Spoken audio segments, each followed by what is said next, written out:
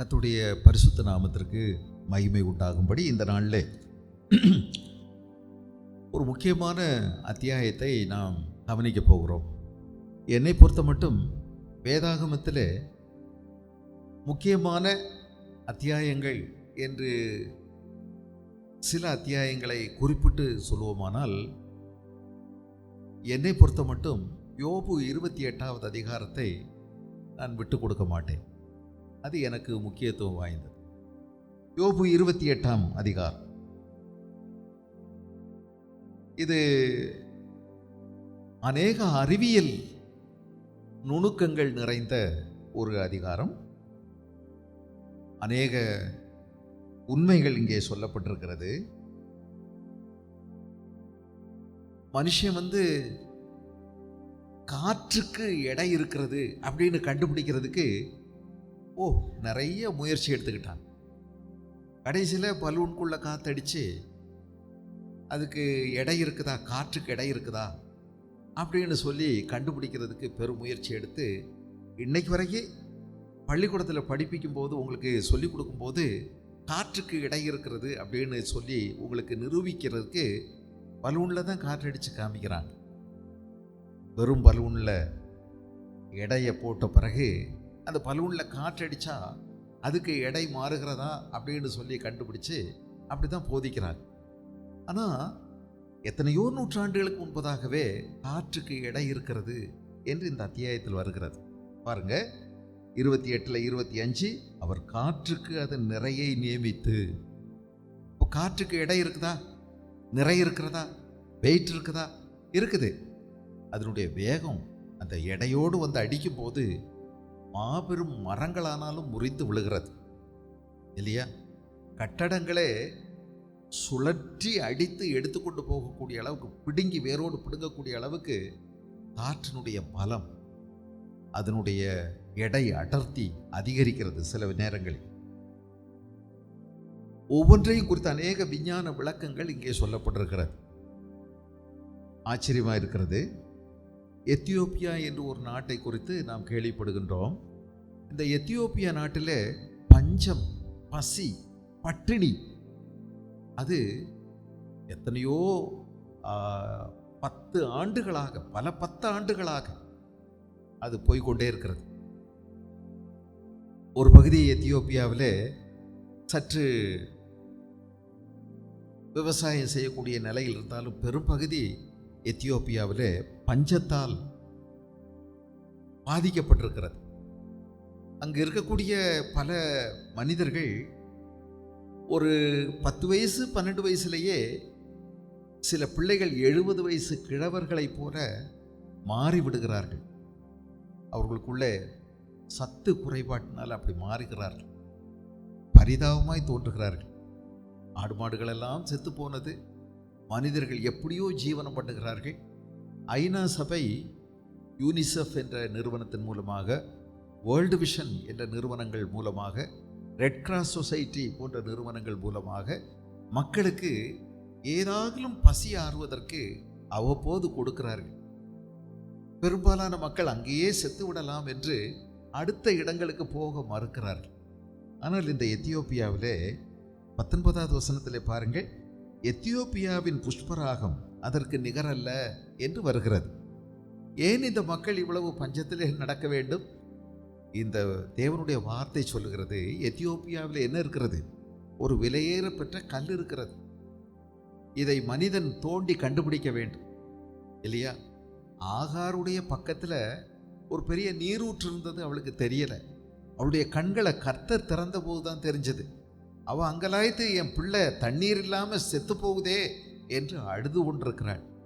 ஆண்டவர் அவளுடைய கண்களை திறந்தார். அங்கே ஒரு பெரிய நீரூற்று அவளுடைய அருகாமையில் இருக்கிறது.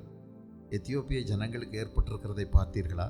இந்த வேதத்தை அவர்கள் பின்பற்றுவார்களானால் எத்தியோப்பியா இவ்வளவு பெரிய பஞ்சத்தில் அடிபட்டு போக வேண்டிய அவசியம் இல்லை. அங்கே இருக்கிறதாமே எழுதியிருக்கிறது.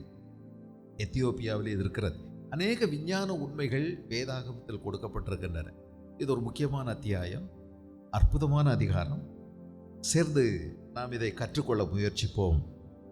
இந்த அதிகாரம் முழுவதும் ஞானம் சிறந்தது என்று சொல்லுகிறது. எல்லாவற்றையும் விட இந்த உலகத்தில் நீங்கள் மனிதர்கள் அதிகமாய் மதிக்கக்கூடிய, சேர்க்க விரும்புகிற, மிக விலை உயர்ந்த எல்லாவற்றை பார்க்கலும் ஞானம் சிறந்தது என்பதை சொல்லியிருக்கிறது. இந்த உலகத்தில் மனிதர்கள் எத்தனையோ காரியங்களை கண்டுபிடித்து விடுகிறார்கள், சாதனை செய்து காண்பித்து விடுகிறார்கள். ஆனால் இந்த ஞானத்தை மட்டும் மனிதனால் கண்டுபிடிக்கவே முடியாது என்றும் சொல்லுகிறது. இந்த ஞானம் எங்கே கிடைக்கும்? ஞானத்தினுடைய மதிப்பு என்ன? இந்த 28 அற்புதமான ஒரு அதிகாரம். வெள்ளிக்கு விளைவிடம் உண்டு, பொன்னுக்கு புடமிடமும் ஸ்தலமும் உண்டு. இரும்பு மண்ணிலிருந்து எடுக்கப்படும், செம்பு கற்களில் உருக்கி எடுக்கப்படும். பாருங்க, இதெல்லாம் சொல்லுது இந்த 2 வசனமும். இந்த எல்லா உலகில் உள்ள விலை கூடின உலோகங்களுக்கும் பிறப்பிடம் ஒன்று இருக்கிறது. It's a place of source. ஆதாரமான ஒரு இடம் இருக்கிறது என்று சொல்லுகிறது. ஆதாரமான ஒரு இடம் இருக்கிறது. அதுபோலவே ஞானத்திற்கும் ஆதாரமான ஒருவர் இருக்கிறார். ஆனால் அதை மனிதன் அறிந்து கொள்ள முயற்சி எடுப்பதில்லை. மனிதன் இரும்பை எடுக்கிறான், வெள்ளிக்கு விளைவிடம் ஒன்று இருக்கிறது. எது? பூமி தான். பூமியில் வெள்ளி கிடைக்கிறது. பொன்னுக்கு புடமிடும் ஸ்தலம் இருக்கிறது. அதை விலையேற பெற்றதா மாற்றுகிற ஒரு இடம் இருக்கிறது. இரும்பு மண்ணிலிருந்து வெட்டி எடுக்கப்படுகிறது. செம்பு கற்களில் உருக்கி எடுக்கப்படுகிறது. செம்பு, வெண்கலம் இதெல்லாம் உருக்கி எடுக்கப்படுகிறது. ஆதாரமான பூமி இருக்கிறது. பூமிக்குள்ளே ஆண்டவர் இவைகளை எல்லாம் வைத்திருக்கிறார். 3வது வசனம், மனிதன் அந்தகாரத்திலும் மரண இருளிலும் இருக்கிற கற்களை கடையாந்தர மட்டும் ஆராய்ந்து தேடி இருளுக்கும் அங்கே முடி உண்டாக்குகிறான். நிறைய உள்ளுக்குள்ள சுரங்கங்கள் தோண்டுகிறார். அதைத்தான் இங்கு எழுதப்பட்டிருக்கிறது. சுரங்கங்கள் தோன்றணும் அப்படின்னு சொல்லியிருக்கு. இது ஒரு விஞ்ஞான உண்மை. இன்றைக்கு நீங்கள் பார்ப்பீர்கள் என்றால் மனிதர்கள் சுரங்கங்கள் தோண்டி சென்று பூமிக்கு அடியில் இருளான பகுதிகளில் அங்கேயும் வெளிச்சத்தை உண்டாக்கி அந்த இருட்டுக்கும் வெளிச்சம் உண்டாக்குறான், கண்டுபிடிக்கிறான். தங்க சுரங்கங்கள் இருக்கிறது. பெரிய இரும்பு சுரங்கங்கள் தோண்டி வெட்டி எடுக்கப்படுகிறது. பூமியில் உள்ள எல்லா விதமான உலோகங்கள், அரிய வகை உலோகங்கள், எல்லா உலோகங்களும் உள்ள தோண்டி போறாங்க. நிலக்கரி சுரங்கங்கள் இருக்கிறது. இத கற்களை எல்லாம் உள்ளுக்குள்ள குடைஞ்சு போறாங்க. கோலார்ல ஒரு தங்க வயல் இருக்கு. ஏராளமான மண்ணை வெட்டி எடுத்து வெளியில கொண்டு வந்து தினசரி அதை உருக்கி சுத்திகரித்து எடுக்கும்போது மிக குறைந்த அளவு தங்கமே கிடைக்கிறது என்று சொன்னார்கள். பாருங்க, மனிதன் அந்தகாரத்திலும் மரண இருளிலும் இருக்கிற கற்களை கடையாந்தரம் மட்டும் கீழே மட்டும் ஆராய்ந்து தேடி இருளுக்கும் அங்கே முடிவுண்டாக்குகிறான். சுரங்கங்கள் தோண்டி அதை கண்டுபிடிக்கிறான். அப்புறம் 4வது வசனம், மனிதனுடைய சாதனைகளை பாருங்கள். மனிதனுடைய சாதனை, கடக்கக்கூடாததும் நிலையாததுமான 6 எழும்பினாலும் உழைப்பாளியானவன் அதை மனுஷரால் வற்றி போக பண்ணி செல்லுகிறான். உண்மைதானா? பெரிய பெரிய ஆறுகள், பெரிய பெரிய தண்ணீர் நிலைகள் எல்லாவற்றையும் அழகா மனுஷன் பாலங்கட்டி அல்லது பல விதங்களில் அதை தடுத்து நிறுத்தி போக்குவரவுக்கு ஏற்ற விதமாய் அதை பயன்படுத்துகிறான். அதை திசை திருப்பி விட அவனால் முடிகிறது. உங்களுக்கு தெரியும், கடலுக்குள்ள கூட பாலம் கட்டியிருக்காங்க. இப்போ கூட நம்முடைய ராமேஸ்வரத்தில் புதிய பாலம் கட்டியிருக்கிறார்கள். பழைய பாலம் இதுவரைக்கும் இருந்தது, இப்போ புதிய பாலம் கட்டியிருக்கிறாங்க கடலுக்குள்ளேயே. ஆச்சரியமா இருக்கிறது. எப்படி கடலுக்குள்ள பில்லர் அமைச்சாங்க, தூண்கள் அமைச்சாங்க பாருங்க. பூமியின் மேல் ஆகாரம் விளைகிறது. அடுத்து, கீழிடங்களில் இருக்கிறவைகளோ அக்னியால் மாறினது போல இருக்கும். பூமிக்குள்ள எவ்வளவு வெப்பம் இருக்கு தெரியுமா? சில இடங்கள்ல நீங்க கேள்விப்பட்டிருப்பீங்க, வல்கானோஸ், பெரிய தீ பிளம்புகள் நிறைய இருக்கு, பூகம்பங்கள், பூமிக்குள்ள இருந்து நிறைய அக்னி வெடிச்சு. இந்தோனேஷியா, ஜப்பான் போன்ற நாடுகளில் தீ குழம்புகள் மேலே கக்கி அது பல கிலோமீட்டர் தூரத்துக்கு வடிஞ்சு ஆற போல ஓடுது. பூமிக்குள்ளே எவ்வளவு அக்னி குழம்பு இருக்குது பாருங்க. ஆனால் மேல் பரப்பில் ஆகாரம் விளைகிறது. ஆண்டவர் பூமியின் மேல் பரப்பை மனுஷனுக்கு ஆகாரம் விளைவிப்பதற்கு ஏற்றதாய் மாற்றி இருக்கிறார். மனுஷன் இதை நம்பாம சந்திரனில் போய் அங்கே வாழ முடியுமா? அங்கே குடியிருப்புக்கு ஏற்றதாக இருக்குமா? அங்கே விவசாயம் செய்ய முடியுமான்னு சொல்லி வீணா நேரத்தை வீணடிச்சுக்கிட்டு இருக்கிறான். 104வது சங்கீதத்தில் ஆண்டவர் அழகாக நமக்கு சொல்லி கொடுத்துருக்கிறார். இந்த பூமியை ஆண்டவர் மனுஷனுக்கென்று ஏற்படுத்தி அழகாக செஞ்சிருக்கிறார். 14வது வசனத்தை நீங்கள் பார்த்தீங்கன்னா, பூமியிலிருந்து ஆகாரம் உண்டாகும்படி அவர் மிருகங்களுக்கு புல்லையும் மனுஷருக்கு உபயோகமான பயிர் வகைகளையும் முளைப்பிக்கிறார். மனுஷனுடைய இருதயத்தை மகிழ்ச்சியாக்கும் திராட்சரசத்தையும் அவனுக்கு முகக்கலையை உண்டு பண்ணும் எண்ணெயையும் மனுஷனுடைய இருதயத்தை ஆதரிக்கும் ஆகாரத்தையும் விளைவிக்கிறார். கர்த்தருடைய விருட்சங்களும் அவர் நாட்டின லீபனோனின் கேதுருக்களும் சாரத்தினால் நிறைந்திருக்கும். அங்கே குருவிகள் கூடு கட்டும். தேவதாரு விருட்சங்கள் கொக்குகளின் குடியிருப்பு. உயர்ந்த பர்வதங்கள் வரையாடுகளுக்கும் கண்மலை குழி முசல்களுக்கும் அடைக்கலம். இதெல்லாம் பாருங்க, பூமியை அழகாக ஆண்டவர் உண்டாக்கியிருக்கிறார். மனுஷன் போய் பார்க்கணுன்னா பார்க்கலாம்.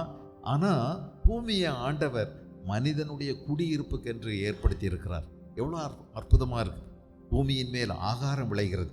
ஆனால் கீழே அக்னியால் மாறினது போல இருக்கும். நீங்கள் ஒரு 5 அடி குழி எடுத்து கீழே நின்று பாருங்கள், எவ்வளோ வெப்பமாக இருக்குது. கீழே நின்னீங்கன்னா தெரியும், அவ்வளோ வெப்பம் இருக்குது. இன்னும் கீழே போக போக அதிகப்படியான வெப்பம். இங்கே தான் சில விஷயங்கள் விளைகிறது. என்ன விளைகிறது? விலை கூடின கற்கள் விளைகிறது. பாருங்க 6வது வசனம், அதன் கல்லுகளில் இந்திர நீலம் விளையும், அதன் பொடியில் பொன் பொடிகள் உண்டாயிருக்கும். மனுஷனுடைய சாதனைகள் அநேகம் இருக்கிறது. ஆனால் இவ்வளவு பெரிய சாதனைக்கும் சொந்தக்காரனா இருக்கக்கூடிய இந்த மனுஷனுக்கு எது தெரிகிறதில்லை தெரியுமா? எதை கண்டுபிடிக்க முடியலை தெரியுமா?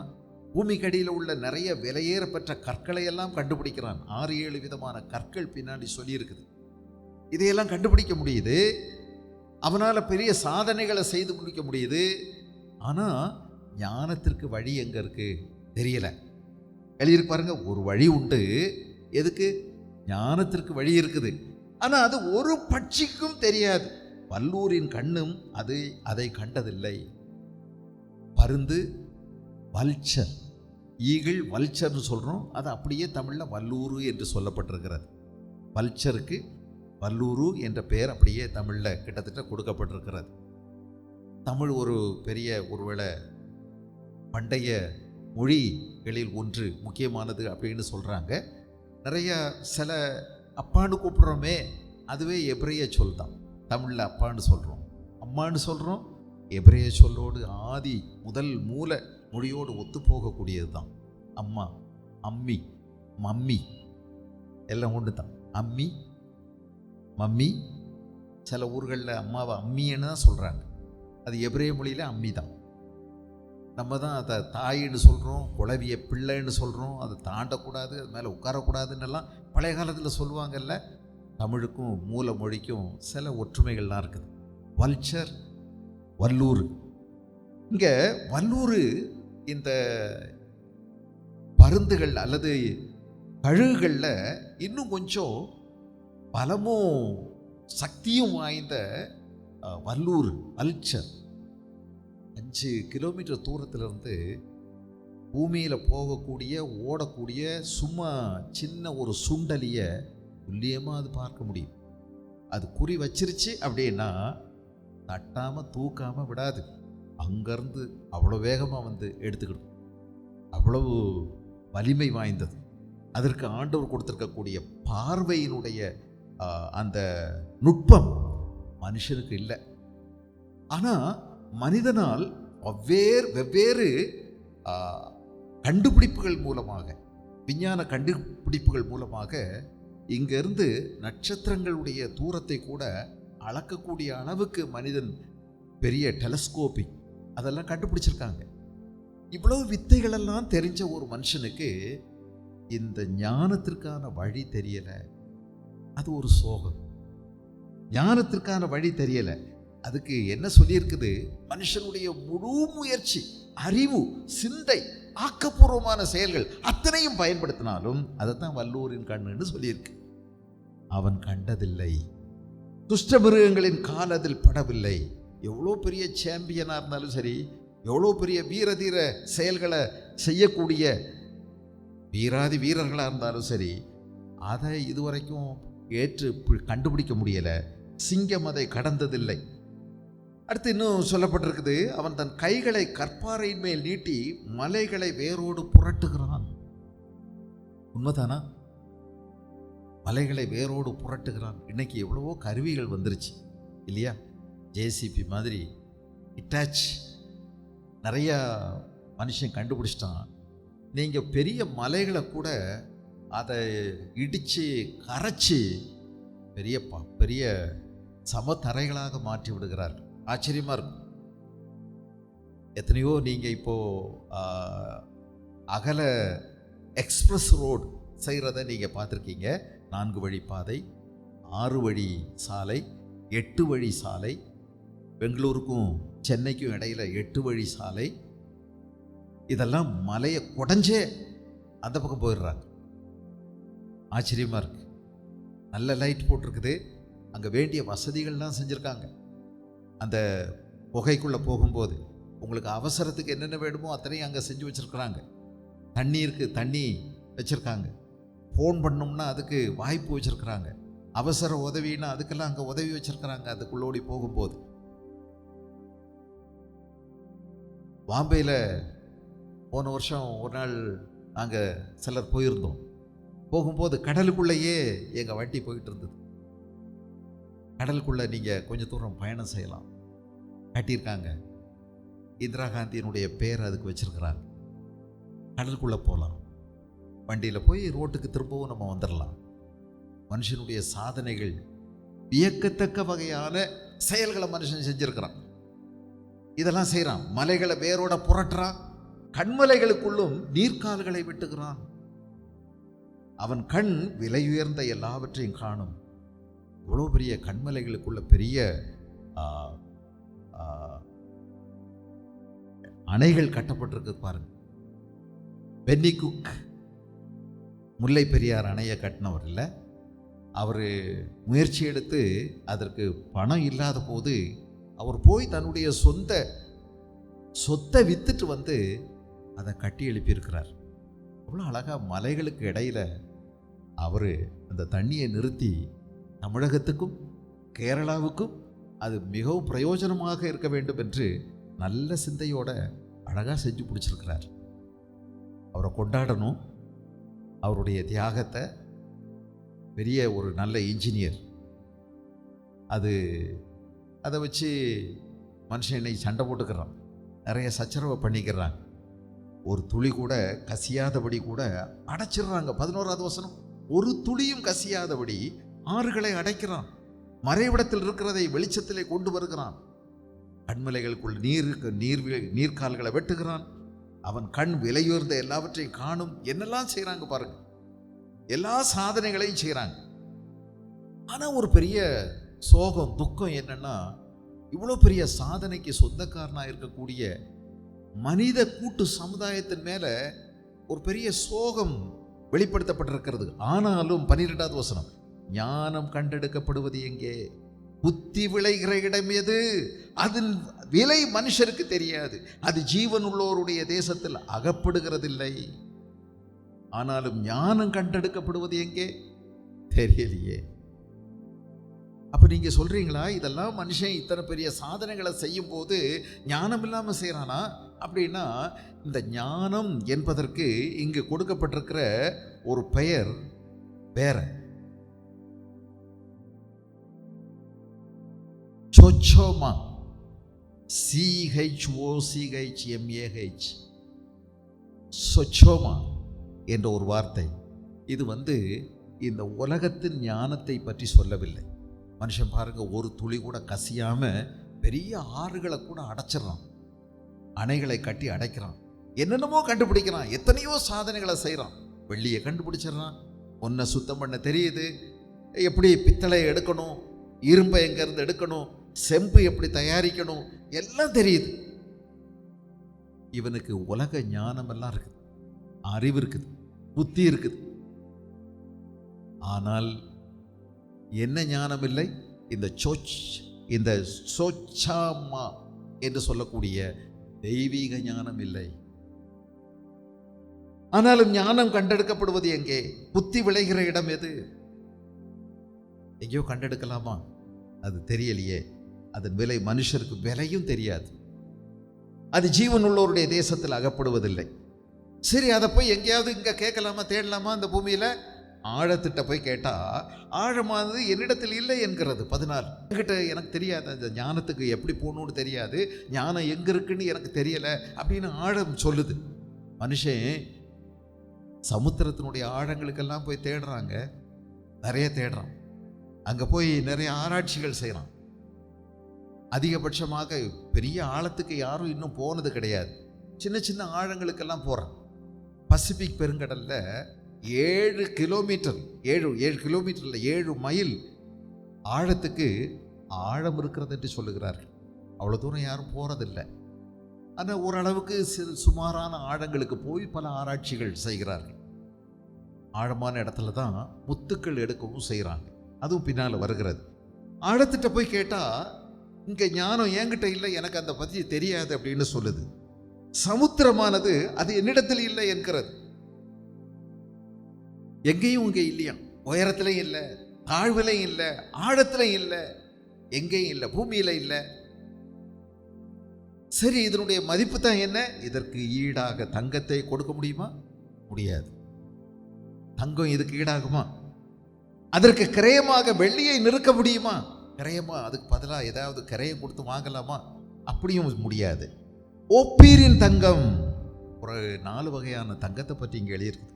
ஓப்பீரின் தங்கம், விலையேறப்பெற்ற 4 தங்கம் சொல்லியிருக்கு பாருங்க. 17 பொன்னுன்னு சொல்லியிருக்குது, 17 திரும்பவும் பசும் பொன்னுன்னு சொல்லியிருக்குது. அப்புறம் ஆமாம், தங்கம். நீங்கள் ஒரு தங்கம் அப்படின்னு சொன்ன உடனே பூமியிலிருந்து எடுக்கப்படுகின்ற அந்த விதம் ஒருவேளை இன்னும் சரியாக சுத்திகரிக்கப்படலை. தங்க பொடிகள் அவைகள் எடுக்கப்படுகிறது, அது சுத்திகரிக்கப்படணும். அப்புறம் ஓப்பீரின் தங்கம் ஒருவேளை அது நல்ல சுத்தமான, அது ஆபரணம் செய்ய முடியாது, ஆனால் கட்டியாக வைக்கலாம். அப்படி ஒரு தங்கம், அதை நாணயமாக வச்சுக்கலாம், கட்டிகளாக உருவாக்கி கொள்ளலாம். பிறகு ஓப்பீரின் தங்கம், அதுக்கடுத்து பொன் அப்படின்னு போட்டிருக்கு. இந்த பொன் ஒருவேளை நீங்கள் 24 கேரட் தங்கம்னு சொல்கிறோம். இன்னொன்று பசும் பொன் 22 கேரட் தங்கம். நீங்கள் ஆபரணங்கள் செய்து கொள்ளலாம். அதை கொண்டு போய் நம்ம அடமானம் வச்சு வாங்கிக்கலாம், எதுவாவது காசாக மாற்றிக்கலாம். ஆக பொன் பல விதங்களில் இருக்குது. பசும் பொன் ஆபரணங்களுக்கு அதை மாற்றாக்க கூடாது. அப்புறம் விலையேறப்பெற்ற கோமேதகம், ஒரு 5, 6, 7 வகையான கற்கள் பற்றி சொல்லியிருக்குது. கோமேதகம், இந்திரநீலம், பளிங்கு, அப்புறம் பவளம், ஸ்படிகம் 18வது வசனத்தில். அதோடு ஒப்பிட்டு பேசலாகாது. இதோட கூட இதை ஒப்பிட்டு கூட பேசக்கூடாது. அன்கம்பேரபிள் இல்லை, இம்மெஷரபிள், வேல்யூபிள், மோர் வேல்யூபிள். தங்கம் இதை விட அது ரொம்ப விலை கூடினது. அதோட அதுக்கு இதை ஈடாக கொடுக்க முடியாது, கிரையை கொடுத்து அதை வாங்க முடியாது. அப்படி நிகரல்ல, அந்த வார்த்தைகள்லாம் வந்திருக்குது. நிகரல்ல, ஈடல்ல, இல்லை. ஓப்பீரின் தங்கம், விலையேறப்பெற்ற கோமேதகும், இந்திரநீலமும் இதற்கு ஈடல்ல, இதற்கு மாற்று கிடையாது. பொன்னும் பளிங்கும் அதற்கு ஒப்பல்ல. பசும்பொன் ஆபரணங்களுக்கு அது மாற்றல்ல. பவளம் ஸ்படிகம் அதோடு ஒப்பிட்டு கூட பேச முடியாது. முத்துக்களை பார்க்கலும், பேர்ல்ஸ், முத்துக்களை பார்க்கலும் ஞானத்தின் விலை உயர்ந்தது. அடுத்து இன்னும் எழுதியிருக்குது, எத்தியோப்பியாவின் புஷ்பராகம் அதற்கு நிகரல்ல, பசும் பொன்னும் அதற்கு சரியல்ல. இப்படி இருக்க ஞானம் எங்கே இருந்து வரும்? புத்தி தங்கும் இடம் எங்கே? இந்த பூமியில மனுஷன் எதுக்கு முக்கியத்துவம் கொடுக்குறான் பார்த்தீங்களா? தங்கம், வெள்ளி, அல்லது இது போல வைரக்கற்கள், இன்னும் முத்துக்கள், இவைகளுக்கெல்லாம் ரொம்ப முன்னுரிமை கொடுக்குறாங்க. ஒரு நாட்டினுடைய பொருளாதாரத்தை நிர்ணயிப்பது அந்த நாட்டில் இருக்கக்கூடிய தங்கம், தங்கத்தினுடைய அளவு, அதை வச்சு நிர்ணயிக்கிறாங்க. நிறைய நாடுகள் தங்கத்தை கட்டிகளாக வாங்கி சேர்த்து வச்சிருக்கிறாங்க. ரஷ்யா, சைனா, அமெரிக்கா, ஏன் இந்தியாவும் அப்படித்தான். எல்லா நாடுகளுமே இப்படி சேர்த்து வைக்கிறாங்க. இதனால தான் நிறைய விலை கூடிக்கிட்டே போகுது. ஏழை எளியவங்களுக்கு அது எட்டாத தூரத்துக்கு விலைக்கு போய்கிட்டே இருக்கு. போட்டி போட்டு தங்கத்தை நாடுகள் வாங்குறாங்க. அதை வச்சு தான் அந்த நாட்டினுடைய பொருளாதாரம் கணிக்கப்படுகிறது. ரூபா நோட்டை பேப்பர் இருக்குதுன்னு சொல்லி அச்சடித்து சும்மா அப்படியே வெளியே கட்டுக்கட்டாக விட்டுற முடியாது. நம்ம நாட்டில் எவ்வளவு நமக்கு தங்கம் இருக்குதோ அதுதான் நம்முடைய உண்மையான மதிப்பு. அதுக்கு அளவாக தான் ரூபா நோட்டை அச்சடிச்சுக்கிட முடியும். நீங்கள் நினைக்கிற மாதிரி நிறைய அச்சடித்து விட்டுட்டா அவ்வளோ பேருக்கு பணம் சும்மா தன்னால் பாக்கெட் நிறைய வச்சுக்கிட்டே அலையலாம் அப்படின்னு நினச்சிங்கன்னா அப்படி தான் இல்லை. ஆக ஒரு மனுஷன் இவைகளுக்கெல்லாம் முன்னுரிமை கொடுத்து முக்கியத்துவம் கொடுத்து அதை சேர்ப்பதில் அதிக கவனம் செலுத்துகிறான். தன்னுடைய வருமானத்தை, தன்னுடைய உழைப்பை அதில் போட்டு அதை சேர்க்க பார்க்குறாங்க. இதெல்லாம் மனுஷன் செய்கிறான். ஆனால் இந்த மனுஷன் இதெல்லாம் செய்யும் போது அவனுக்கு ஞானத்தினுடைய மதிப்பு தெரியலை. ஞானம் எங்கே கிடைக்கும்னு தெரியலை. அது எங்கே கிடைக்கும், எங்கே போய் தேடலாம்னு சொல்லி தேடுறதும் இல்லை. 21 இப்படி இருக்க, 20 இப்படி இருக்க ஞானம் எங்கே இருந்து வரும்? புத்தி தங்கும் இடம் எங்கே? அதுக்கும் ஒரு இடம் இருக்குது போல இருக்குது. எல்லாத்துக்கும் ஒரு ஆதாரமான இடம் இருக்கிறது மாதிரி இந்த விஷயம். விலையேறப்பெற்ற கற்கள், ஒருவேளை முத்துக்கள் வந்து கடலினுடைய ஆழத்தில் சிப்பிகள்லேருந்து எடுக்கிறாங்க. சிப்பி மீன்கள் அதிலிருந்து எடுக்கிறாங்க. இதுக்கெல்லாம் ஒரு ஆதாரம் இருக்கிற மாதிரி ஞானத்துக்கும் ஒரு ஆதாரமான இடம் இருக்கு. ஆனால் மனுஷன் அதை கண்டுபிடிக்கிறது இல்லை, அதை தேடுறதில்லை, அதுக்கு முக்கியத்துவம் கொடுக்கறதில்ல. ஒருவேளை அவன் நினைக்கிறான் இதுக்கு இது ஈடாகாது, ஞானத்துக்கு, ஞானத்தை விட நம்மகிட்ட இருக்கிறது ரொம்ப தங்கம், பலவிதமான கற்கள், வைரங்கள், வைடூரியங்கள், இதெல்லாம் ரொம்ப விலை கூடதுன்னு நினைக்கிறான். உண்மை கிடையாது. ஞானம் அதை விட இதெல்லாம் ஒப்பே பண்ண முடியாது, ஞானத்தோட ஒப்பிட முடியாது. அவ்வளோ மேன்மையானது. அது ஜீவனுள்ளவருடைய சகல கண்களுக்கும் ஒளித்தும் ஆகாசத்து பறவைகளுக்கு மறைத்தும் இருக்கிறது. அது மறைஞ்சிருக்குது. நாசமும் மரணமும் நாங்கள் எங்கள் காதுகளாலே மாத்திரம் அதன் கீர்த்தியை கேட்டோம் என்கிறது. நாசமும் மரணமும் கொஞ்சம் கேட்டிருக்காங்களாமே. அப்போ வேற யாரும் கேட்கலையா? கொஞ்சம் அதனுடைய கீர்த்தியை பற்றி நாங்கள் கேட்டிருக்கிறோம் அப்படின்னு சொல்றாங்களாமே. நாசமும் மரணமும் உங்களுக்கு ஒன்று தெரியுமா? ஒரு மனுஷன் அவனுடைய சரீரத்தை விட்டு அவன் பிரிஞ்ச உடனே ஒன்று புரிஞ்சுக்கிடுங்க. நான் முன்ன பின்ன செத்து பார்த்து இது தெரிஞ்சுக்கல, ஆனால் பைபிள் எழுதியிருக்குது. அப்போ தான் அவனுக்கு புத்தியே வருது. இதை சரீரத்தை விட்டு ஒரு மனுஷன் வெளியே வந்த உடனே ஒரு ஆக்சிடென்ட் நடக்குது, அல்லது ஒரு விபத்து, அல்லது ஒரு பெரிய வியாதி, அல்லது ஏதோ ஒரு விதத்தில் திடீர்னு அவனுடைய ஜீவன் அவனை விட்டு வெளியே வரும்போது இதே மாதிரி உயரத்தில், அதே நிறத்தில், அதே பருமனில் ஒரு ஆள் வெளியே வந்து நின்று அவனுடைய சரீரத்தையே பார்க்க முடியுது. என் சரீரம் தான் கிடக்குது, நான் திரும்ப உள்ள பூந்துட முடியுமா? முடியாது. என்னை சுற்றி எல்லாரும் நின்று அழுறாங்க, எனக்கு விபத்து நடந்துருச்சு, என்னுடைய நான் வெளியே நிற்கிறேன், என் சரீரம் அங்கே கிடக்குது, எல்லாரும் அழுறாங்க. ஏன் அழுறாங்க? நான் தான் உயிரோடு இருக்கேனே, நான் இருக்கனே. கொஞ்சம் அழாதீங்க, நான் உயிரோட இருக்கேன், பயப்படாதீங்க அப்படின்னு சொல்றதுக்கு பேசலாமா? பக்கத்தில் நிற்கிறவங்கள்ட்ட பேசலாம், ஆனால் அவங்களுக்கு கேட்காது. அழாதீங்க, நான் உயிரோட இருக்கேன் அப்படின்னு பேசலாம், ஆனால் முடியாது. சுற்றி சுற்றி அந்த சரீரத்துக்குள்ள பூந்து போறதுக்கு முயற்சிக்கலாம், பூந்த அனுமதி இல்லை. இப்போதாங்க அறிவு வருது, நான் இன்னும் உயிரோடு இருக்கிறேனே, அப்போ நான் எங்கே போவேன் இனி? இது வரைக்கும் நான் இந்த பூமியில் இருந்தேன், தங்குறதுக்கு எனக்கு இடம் இருந்துச்சு, இந்த சரீரம். இனி நான் எங்கே போவேன், எங்கே தங்குவேன்? அப்போ எனக்கு இன்னும் வாழ்நாள் இருக்குது, இன்னும் உயிர் இருக்குது, எங்கே கழிப்பேன் என் நித்தியத்தை? அப்போ சாவி எனக்கு இல்லையா? ஐயோ, இதுதானே சொன்னாங்க, நித்தியமான ஒரு வாழ்வு இருக்குன்னு சொன்னாங்க, தெரியாம போச்சு. ஐயோ, நான் என்ன செய்வேன்? இப்பதான் சிலர் கொண்டு போவதற்காக இறங்கி வருகிறார்கள். அவங்கள கொண்டு போறாங்க. ஐயோ, என்னை எங்க கொண்டு போறீங்க, எங்க கொண்டு போறீங்க, எங்க கொண்டு போறீங்க? தேவனை சார்ந்து வாழ்ந்தவர்களுக்கும் தேவனை சார்ந்து வாழாதவர்களுக்கும் ஒரு வித்தியாசம் இருக்கிறது. 2 தற்காலிகமான இடங்களில் அவர்கள் கொண்டு போய் வைக்கப்படுகிறார்கள். சாவும் மரணமும் கொஞ்சம் கேள்விப்படுது, ஞானத்தை விட்டுட்டோம். ஒவ்வொருவர் இருக்கிறார். எது ஞானம் தெரியுமா? இந்த பூமியில மனுஷனுக்கு எல்லா அறிவும் இருக்குதுங்க. இங்க இருந்து சந்திர மண்டலத்தில் போய் கால் மிதிச்சிட்டான், திரும்பவும் பல ஆராய்ச்சிகள் நடக்குது. செவ்வாய்க்கு போகிறோம், அநேக ஆராய்ச்சிகள் உலகம் முழுவதும் நடந்துகிட்டு இருக்குது. எல்லா ஞானமும் இருக்குது, எல்லா அறிவும் இருக்குது. என்னென்னமோ கண்டுபிடிச்சிட்டான், எத்தனையோ சாதனைகளை செய்யறான், அணுவை பிரிக்கிறான், எலக்ட்ரானிக்னு அதை கண்டுபிடிச்சான், நியூட்ரான் இருக்குதுன்னு கண்டுபிடிச்சான், புரோட்டான் இருக்குன்னு கண்டுபிடிச்சான்.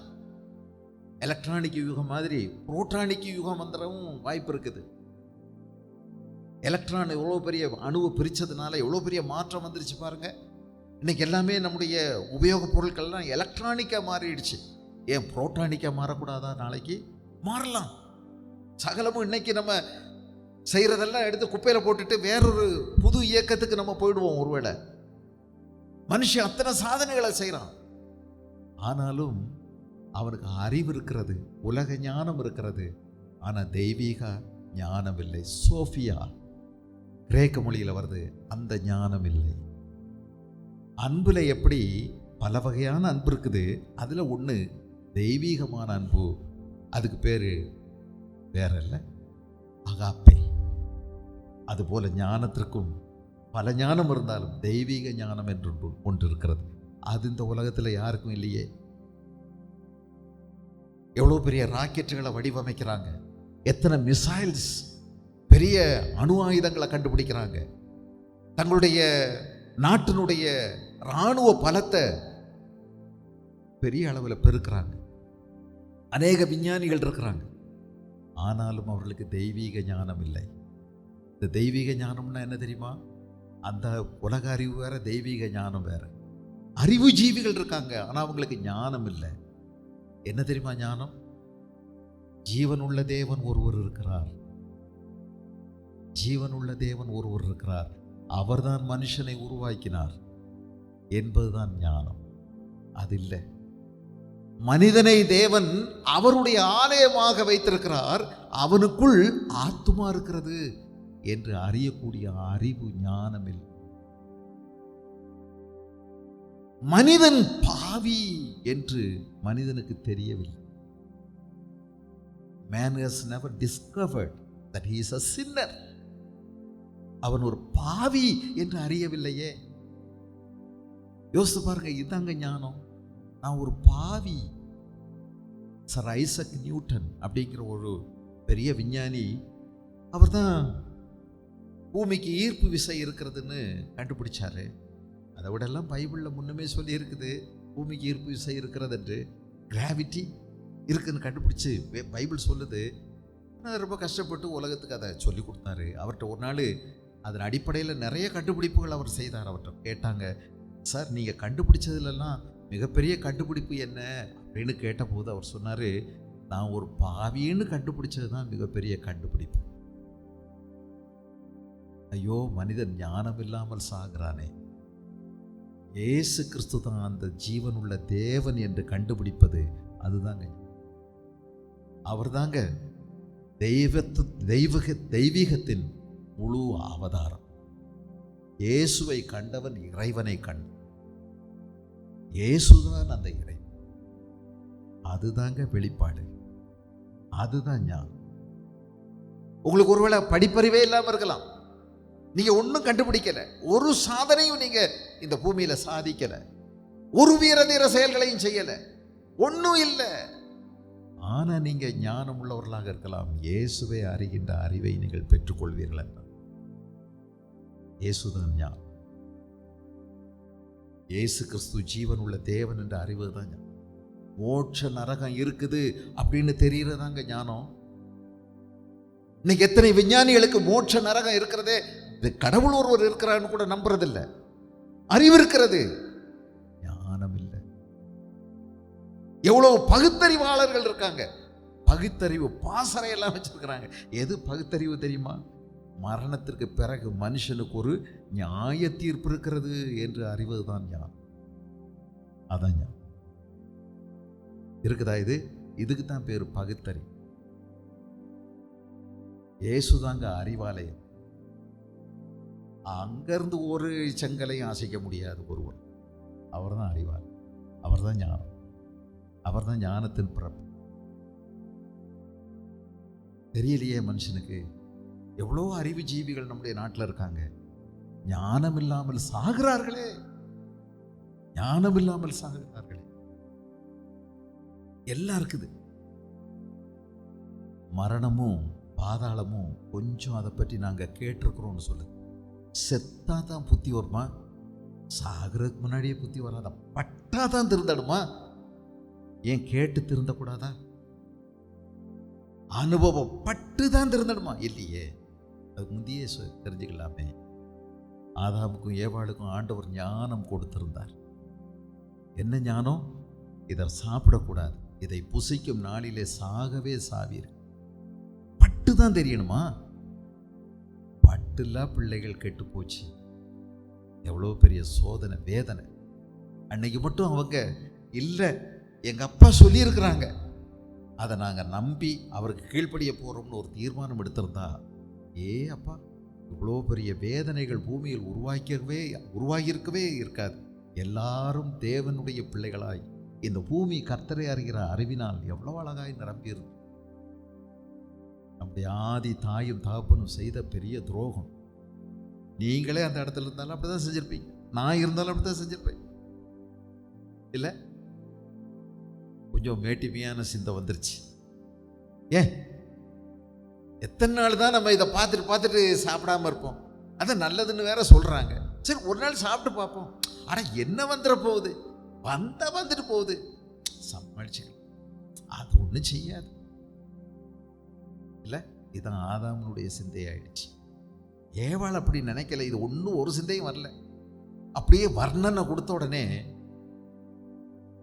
அக்காவுக்கு மயக்கம் வந்தா, அப்படியா, இதை சாப்பிட்ட ஞானம் கிடைக்குமா?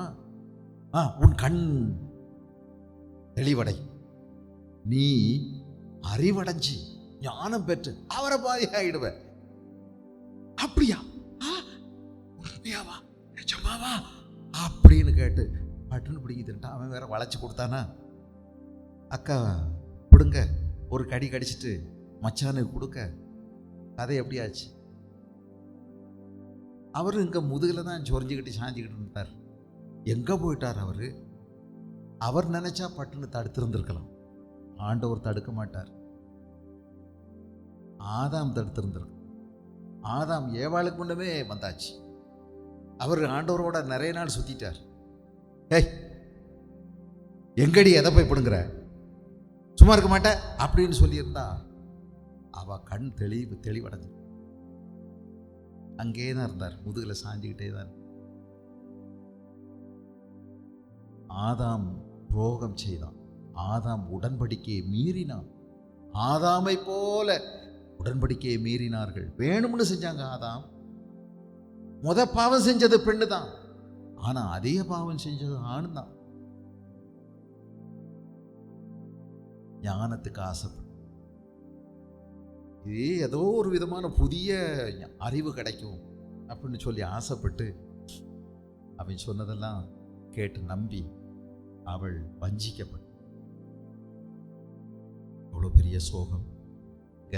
தொடர்ந்து அதை வாசித்தீங்கன்னா எழுதியிருக்குது, நாசமும் மரணமும் நாங்கள் எங்கள் காதுகளினாலே மாத்திரம் அதன் கீர்த்தியை கேட்டோம். இது என்னங்க பிரயோஜனம்? செத்த பிறகு எதை மாற்ற முடியுமா? விதியை செத்த பிறகு விதியை மாற்றவே முடியாது. ஆனால் உயிரோடு இருக்கும்போது இயேசு கிறிஸ்து அழகாக சொல்கிறார், ஜீவனும் மரணமும் உனக்கு முன்பதாக இருக்கிறது, நன்மையும் தீமையும் உனக்கு முன்பதாக இருக்கிறது, ஆசீர்வாதமும் சாபமும் உனக்கு முன்பதாக இருக்கிறது. எதை நீ தெரிஞ்செடுத்துக்கிட போற? உன் தீர்மானம் உன் வாழ்க்கையை தீர்மானிக்கிறது. என்ன தீர்மானம் செய்ய போற? எதை தேர்ந்தெடுக்க போற? உன் தேர்ந்தெடுப்பு ரொம்ப முக்கியம். உன் தேர்ந்தெடுப்பு முக்கியம். தேவனோ அதன் வழியை அறிவார், அதன் ஸ்தானம் அவருக்கே தெரியும். இது யார்கிட்ட தான் கேட்கணும்? இந்த ஞானம் பிறக்கிற இடம் அங்கதான் இருக்கு, அவர்கிட்ட தான். அவர் பூமியின் கடையாந்திரங்களை பார்த்து வானங்களின் கீழ் இருக்கிறதையெல்லாம் காண்கிறார். அவர் காற்றுக்கு அதன் நிறைய நியமித்து, ஜலத்துக்கு அதன் அளவை பிரமாணித்து, மழைக்கு திட்டத்தையும் இடி முழக்கத்தோட கூடிய மின்னலுக்கு வழியை ஏற்படுத்துகிறார். அவர் அதை பார்த்து கணக்கிட்டார், அதை ஆராய்ந்து ஆயத்தப்படுத்தினார். ஐயோ, இது எங்க தேடியும் கிடைக்காதுங்க. இது ஒரு வெளிப்பாடு, இது தேவனிடத்திலிருந்து வருகின்ற ரெவலேஷன். இது மனுஷ சொந்த மூளையில கண்டுபிடிக்கக்கூடிய விஷயம் கிடையாது. அதனால தான் இருக்கு, தேவனே தேவனே தேவனோ அதன் வழியை அறிவார், அதன் ஸ்தானம் அவருக்கே தெரியும். அவர் தான் வெளிப்படுத்தணும். அவர் வெளிப்படுத்துறாரா? அவர் வெளிப்படுத்துறாரா? ஆதாமுக்கும் ஏவாளுக்கும் சொன்னாரு. ஆனா அதுல இருந்து சொல்றாரு, வானங்கள் தேவனுடைய மகிமையை வெளிப்படுத்துகிறது, ஆகாய விரிவு அவருடைய கரத்தின் கிரியை அறிவிக்கிறது, பகலுக்கு பகல் வார்த்தையை பொழிகிறது. சொல்லுதாங்க. இந்த உலகம் பேசுது. இயற்கை ஒரு புத்தகம், தேவனுடைய புத்தகம். வேத புத்தகம் கொடுக்கிறதுக்கு முன்னாடி ஆண்டவர் இயற்கையை ஒரு புத்தகமாய் கொடுத்திருக்கிறார்.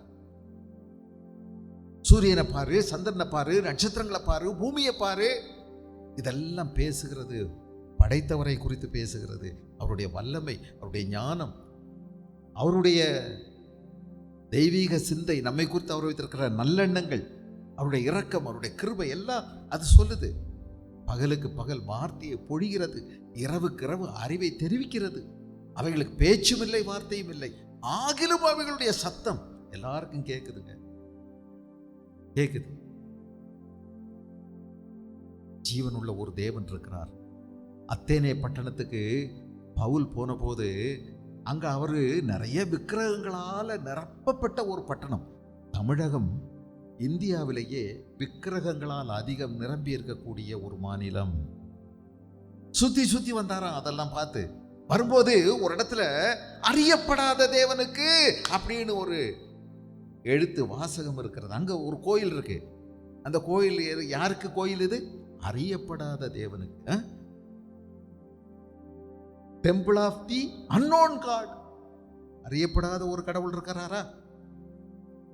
அதைத்தான் பவுல் சொன்னாரு, நீங்க அறியாது இருக்கிற அந்த தேவனை அறிவிக்கும்படியாக கடவுள் என்னை அனுப்பியிருக்கு. நான் அறிவிக்கிறேன். அவர் தாங்க மனுஷனுக்கு ஜீவனை ஊதி விட்டாரு. அவர் தான் சாப்பிட்றதுக்கு நமக்கு ஆகாரம் கொடுக்கிறாரு. அவர் தான் மழையை பொழிய வைக்கிறாரு. அவர் தான் வெயில கொடுக்கிறாரு. அவர் தான் எல்லா சீசனையும் உருவாக்குறாரு.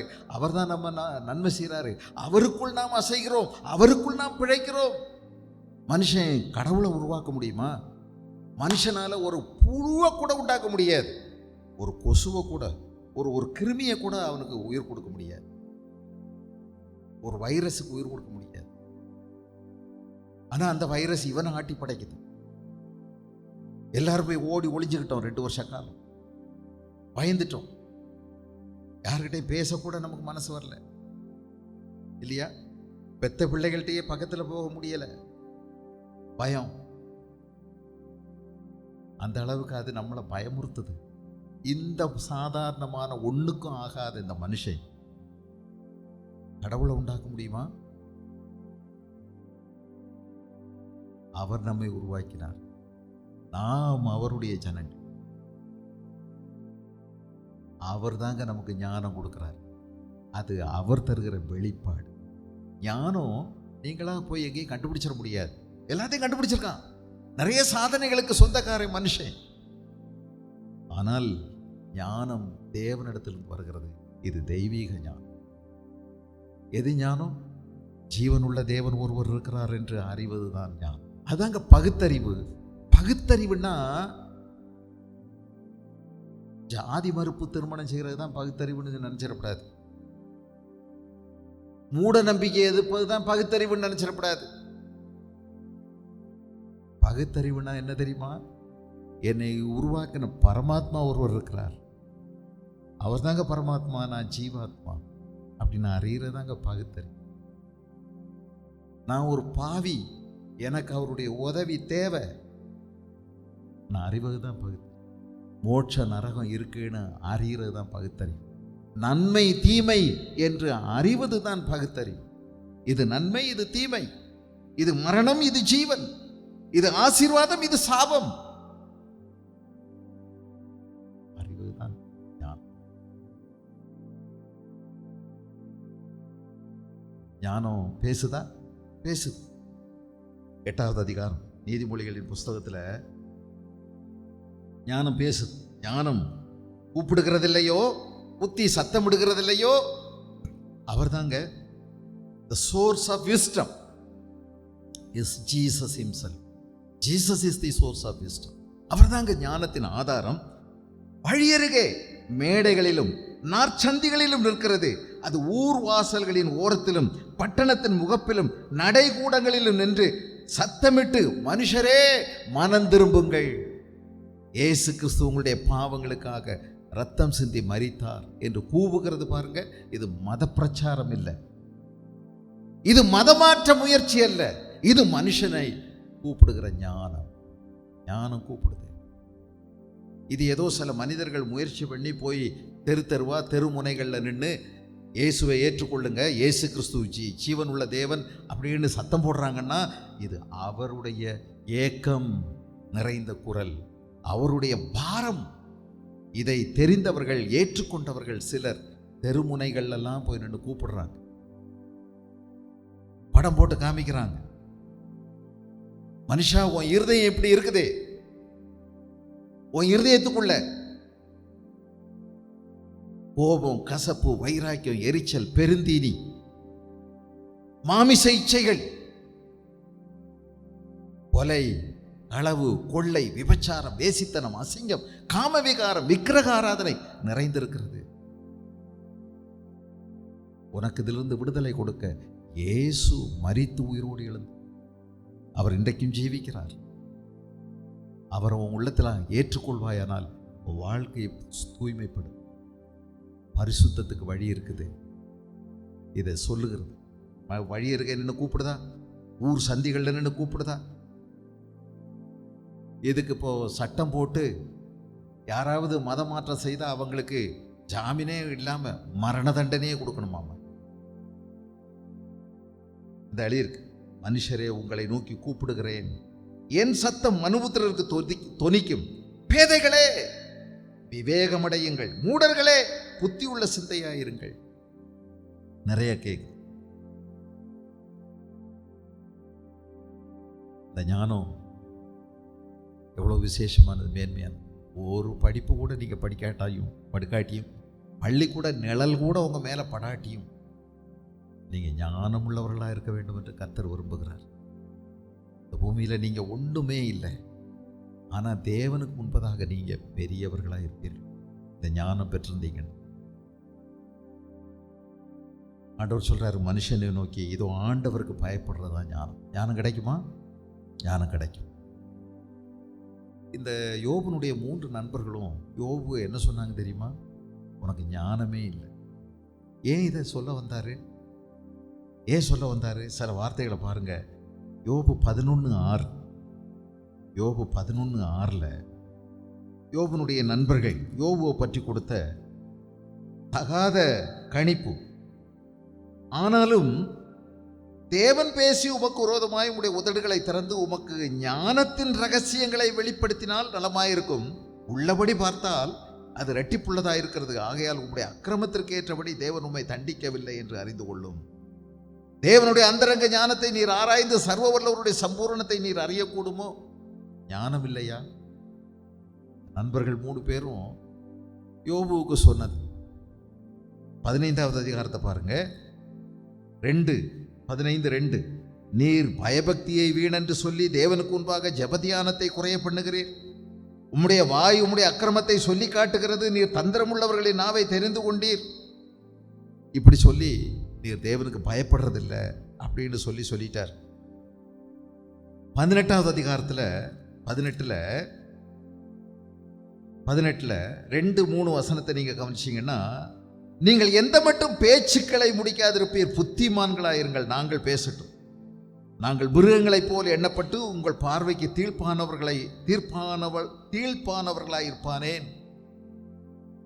இவங்க 3 பேரும் யோபுவை மாறி மாறி சொல்றாங்க, உங்கள்கிட்ட ஞானம் இல்லை, நீ ஞானமே இல்லை உனக்கு. ஆனால் அவர் சொல்றாரு, ஞானம்னா என்ன? தேவன் எனக்கு கொடுத்த வெளிப்பாடு இருக்கிறது. தேவனுக்கு பயப்படுவதே ஞானம். எழுதியிருப்பாருங்க கடைசியா, கர்த்தருக்கு மனுஷனை நோக்கி இதோ ஆண்டவருக்கு பயப்படுவதே ஞானம், பொல்லாப்பை விட்டு விலகுவதே புத்தி என்றார். எதுங்க ஞானம்? கர்த்தருக்கு பயப்படுதலே ஞானத்தின் ஆரம்பம். தீமையை விட்டு விலகுவதே கர்த்தருக்கு பயப்படும் பயம். யார்கிட்ட ஞானம் பெருகுமா? யார்கிட்ட ஞானம் தங்கும்? கர்த்தருக்கு பயப்படுவதே. தேவனுக்கு பயப்படுற பயம் நமக்கு இருக்கா? நம்ம இழக்கக்கூடாத ஒரு பெரிய விலையேற பெற்ற ஒரு ஆபரணம், ஒரு பெரிய அணிகலன், ஒரு பெரிய நகை, ஒரு பெரிய சொத்து என்னன்னா தேவனுக்கு பயப்படுகிற பயம். இதை மட்டும் இழந்தே போகக்கூடாது. யோசேப்பு தன்னுடைய சொந்த சகோதரர்களால் கிட்டத்தட்ட கொலை செய்யப்பட்டு, இவன் நம்ம கையினால நேரடியாக சாக வேண்டாம், வழியில் போகிற போக்கில் செத்து போகிறான், அடித்து அவ்வளவு காயப்படுத்தியிருக்காங்க, விற்று போட்டாங்க. போகிற வழியில் செத்து போவேன் வைனி, நயா பைசாவுக்கு உதவ மாட்டான்னு தான் விற்றுட்டாங்க. ஆனால் பாருங்க, அவனுக்கு ஆண்டவர் அந்த அடி ஒத்த எல்லாம் கிடைச்ச பிறகும் சோகம் கொடுத்துட்டாரு. சந்தையில் நிப்பாட்டி விற்றுட்டாங்க. எடுத்தது பிரதம மந்திரியினுடைய மேனேஜர். அங்கே கொண்டு போய் அவர் இருந்த 100கணக்கான வேலைக்காரரோட இவனையும் ஒரு வேலைக்காரனா வச்சுக்கிட்டாங்க. ஆனால் அவன் ஒன்றுமே இல்லை, பெரிய சொத்துக்காரர், ஜமீனுடைய வீட்டில் பிறந்த பிள்ளை. பலவர்னா அங்கேயே போட்டு சந்தோஷமா ஆஹா நல்ல ஜொலிச்சுக்கிட்டு இருந்தவர், நல்ல பெரிய ஆண் அழகன் அவர். பைபிளில் அவனுடைய அழகை பற்றி விசேஷமாக போட்டிருக்குதுங்க. பைபிளில் மட்டும் இல்லை, யோசேப்பினுடைய அழகை பற்றி வேற வெளியில் புஸ்தகங்கள் இருக்குது, நானே படிச்சிருக்கிறேன். இப்போ சொன்ன நல்லா இருக்காது. அவனுடைய அழகை பற்றி எப்படியெல்லாம் வெளிநாட்டிலிருந்து வந்த பெண்கள் மதிச்சாங்கன்னு சொல்லி அதில் போட்டிருக்கு. இன்னைக்கும் இந்த யோசேப்பை கடவுள் என்று சொல்லி எகிப்தில் கும்பிட்டுக்கிட்டு இருக்காங்க. அவங்களுக்குன்னு ஒரு பெயரை வச்சு அவங்க கும்பிடுறாங்க. யோசேப்பையும் அவருடைய மனைவியையும் ஆணவதாரம் பெண்ணவதாரம் என்று வைத்து கும்பிடுகிறார்கள். யோசேப்பு மிகப்பெரிய ஒரு செல்வந்தனுடைய வீட்டில் செல்வமாக வளர்ந்தவர். ஆனால் எல்லாம் இழந்து போச்சு. அவருடைய பலவர்னா அங்கேயே கிழிச்சு விட்டாங்க இல்லை. அதுக்கு பிறகு அவருக்கு ஒரு இருந்த வஸ்திரத்தை போத்திபாருடைய மனைவி கிழிச்சு விட்டார். அதுக்கு பிறகு ஜெயிலில் போன வேற வஸ்திரம் அவருக்கு, அதையும் ஒரு நாள் மாற்றி கொண்டு போய் விட்டாங்க. எல்லாம் மாறி போகுதுங்க. அவனுக்கு இருந்த தேவ பயம் மட்டும் அவன் இழக்கவே இல்லை. எதை கிழிக்க விட்டாலும் பரவாயில்லை, கிழிஞ்சா கிழியட்டும், கிழிச்சா கிழிக்கட்டும். தேவனுக்கு பயப்படுகிற பயத்தை அவன் கிழிக்க விடவே இல்லை. அதுதான் அவனை பற்றிய விசேஷம். நீங்கள் உங்கள் வாழ்க்கையில் எங்கே போனாலும் சரி, அப்பா அம்மா விட்டு ரொம்ப தூரம் போயிடலாம், யாருமே தகவல் சொல்லக்கூடாத அளவுக்கு நீங்கள் கொஞ்சம் தள்ளி போயிடலாம். சுத்திலையும் யாரும் தெரிஞ்சவங்க யாருமே இல்லை, இஷ்டம் போல இருக்கலாமா? தேவனுக்கு பயப்படுகிற பயம், மேலே பார்க்கிற பார்வை, என் தேவனுக்கு முன்பதாக, என் தேவனுக்கு முன்பதாக, தேவனுக்கு முன்பதாக. சுற்றி சுற்றி பார்க்கறது இல்லை, தேவன் பார்க்கிறார். இதுதாங்க நமக்கு இருக்க வேண்டிய பயம். எத்தனை தடவை இதை நம்ம இழந்துடுறோம். செல்ஃபோன் எடுத்தாலே தெய்வ பயம் போயிடுது, பார்த்துக்கிட்டே இருப்போம். ஆனால் தேவன் பார்க்கிறாரே, தேவன் பார்க்கிறார். உன் அந்தரங்க கிரியைகளை தேவன் அறிகிறார், பார்க்கிறார். தெரியுமா அது? அவரை நீ துக்கப்படுத்துறியே, தேவனுக்கு பயப்படுகிற பயம். உன் வீட்டில் நீ எப்படி நடந்துக்கிற, மற்றவங்க கேட்கல, மற்றவங்க கேட்டாங்க ஐயோ நம்மளை மோசமாக நினைப்பாங்க. தேவன் கேட்கிறார். உங்கள் வீட்டில் எப்போதுமே நீங்கள் கூப்பிடாத ஒரு விருந்தாளி அவர், நீங்கள் பார்க்க முடியாத ஒரு நபர் அவர். அவர் உங்களை கவனித்து கொண்டே இருக்கிறார். 24 மணி நேரம் உங்களை கவனித்து கொண்டே இருக்கிறார். நீங்கள் பேசும் ஒவ்வொரு வார்த்தையும் பதிவேற்றம் செய்யப்படுகிறது, பரலோகத்தில் பதிவு செய்யப்படுகிறது. உன் சிந்தை தூரத்திலிருந்தே பதிவு செய்யப்படுகிறது. பயப்படுற பயம் இருக்கா? நம்ம ஒவ்வொருவரும் தேவனுக்கு கணக்கு ஒப்புவிக்க வேண்டும். உன் சரீரம் தேவனுடைய ஆலயம், அதை கெடுக்க உனக்கு அதிகாரம் இல்லை. அது தேவனுடைய குடியிருப்புக்குரியது. மகிமையுள்ள பரிசுத்த ஆவியானவர் தங்கும் ஆலயம் அது. தேவனுக்கு பயப்படுற பயம், அவர்களிடத்துல ஞானம் தாங்க. இயேசுதான் அந்த ஞானம், நானே தான் ஞானம், அவர் தாங்க அறிவாலயம். எழுதியிருப்பாருங்க 1 கொரிந்தியர், அவரே ஞானமும்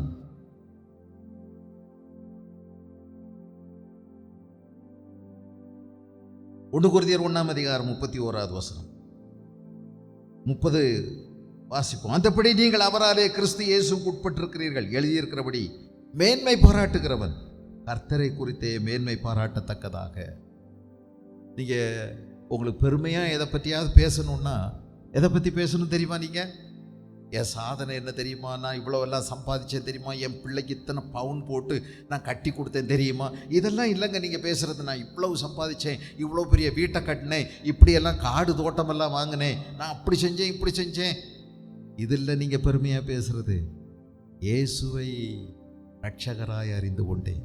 இயேசு என் இரட்சகர், இயேசு என் மீட்பர், இயேசு என் நாயகர், இயேசு என் கண்மலை, இயேசு எனக்கு ஜீவன், இயேசு எனக்கு ஆதாயம், அவர்தான் எனக்கு லாபம். அவருக்குள் மேன்மை பாராட்டுவது, அதுதான் நம்ம செய்ததில் மகா பெரிய அரிய செயல். அதை குறித்து அவரை குறித்து மேன்மை பாராட்டுங்க. ஏன்னா அவரே தேவனால் நமக்கு ஞானமும் நீதியும் மீட்புமானார், பரிசுத்தமும் மீட்புமானார். ஒரு பரிசுத்தமான வழி இருக்குது, அதுதான் ஞானம் உள்ள வழி. தேவனை அறிகிற அறிவு பாருங்க, அழகாளி இருக்குது. நீதிமொழிகளின் புஸ்தகம், இந்த வார்த்தைகளை நம்ம தவிர்க்க முடியாது இல்லையா? நீதிமொழிகள் 9:10 9:10 உத்தமமாய் நடக்கிற 9:10 கர்த்தருக்கு பயப்படுதலே ஞானத்தின் ஆரம்பம், பரிசுத்தரின் அறிவே அறிவு. இந்த உலகத்தில் உள்ள எல்லா அறிவை விட நச்சுன்னு சொல்லியிருக்குதுங்க. நச்சுன்னு போட்டார், ஒரே அடி, நச்சுன்னு ஒரே அடி. பரிசுத்தரின் அறிவே அறிவு. எதை படிங்க? வேதத்தை நிறைய வாசிங்க. பரிசுத்தரின் அறிவே அறிவு. 119 சங்கீதத்தில் சொல்லியிருக்குது, எனக்கு போதித்தவர்களை காட்டிலும் ஆண்டவர் என்னை ஞானம் உள்ளவராக மாற்றினார். முதிர்ச்சியானவர்களை காட்டிலும், முதியோர்களை காட்டிலும் எனக்கு ஆண்டவர் ஞானத்தை கொடுத்தார். எப்போ? எப்படி? உடைய வேதம் என் மனமகிழ்ச்சியாக இருந்தது. வேதம் என் மனமகிழ்ச்சியாக இருந்தது. வேத வசனத்தை நிறையா படிங்க. அதுக்குள்ளே தான் இருக்குது புதையல். அதை நீங்கள் கடந்து போகணும். அதுக்குள்ளே போய் பிரவீன் சுல்தானா சொன்னாங்க, பைபிள் பெரிய ஆழம் தெரியாத கடல்.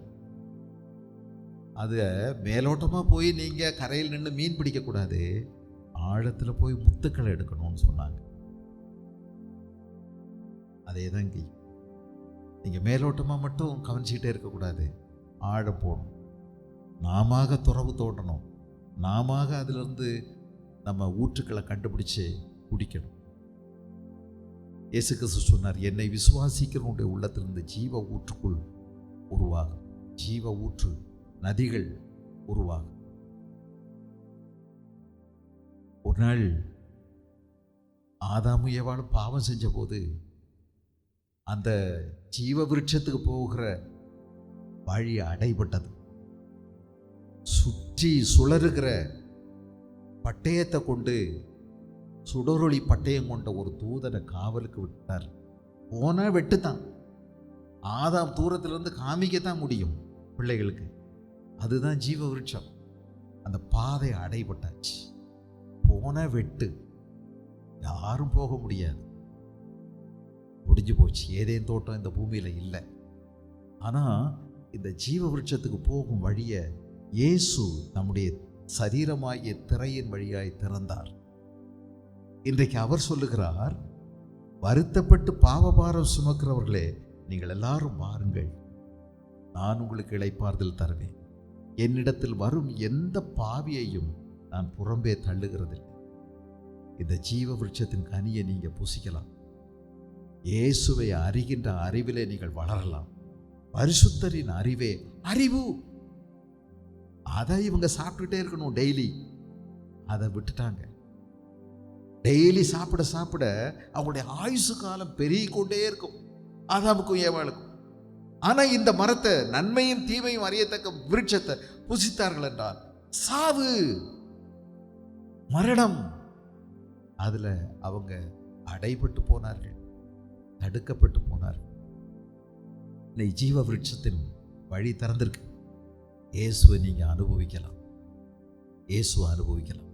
பரிசுத்தரின் அறிவே அறி. கர்த்தருக்கு பயப்படுறதிலே ஞானத்தின் ஆரம்பம். கர்த்தருக்கு பயப்படுறதுன்னா என்ன? தீமையை விட்டு விலகுவதே கர்த்தருக்கு பயப்படுகிற பயம். பொல்லாப்பை விட்டு விலகுவது, அசுத்தத்தை விட்டு விலகுவது. என்னுடைய அந்தரங்க ஜீவியத்தில் யாரும் இல்லாத இடத்துல, யாரும் பார்க்காத இடத்துல, என்னை பற்றி தகவல் யாருமே சொல்ல முடியாத இடத்துல நான் எப்படி நடக்கிறேன்? அங்க கர்த்தருக்கு பயப்படுகிற பயத்தை காத்துக்கொள்ளு. ஆண்டவர் நமக்கு உதவி செய்வார்.